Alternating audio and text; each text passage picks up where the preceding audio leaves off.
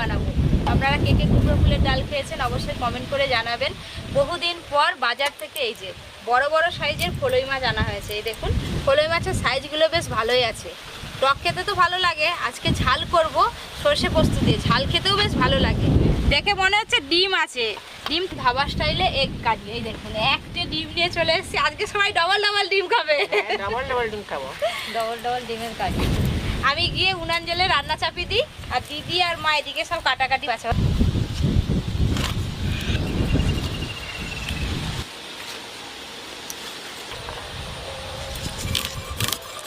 উনান জলে প্রথমে আমি ডিম সেদ্ধটা করে নেব।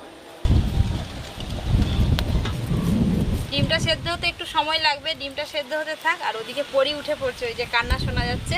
আমি ওকে মাসিমা মাছ দিয়ে আনো, আমি ডিমটা দেখি হলো নাকি। এদিকে পপি আস্তে আস্তে আমি ডালটা সিদ্ধ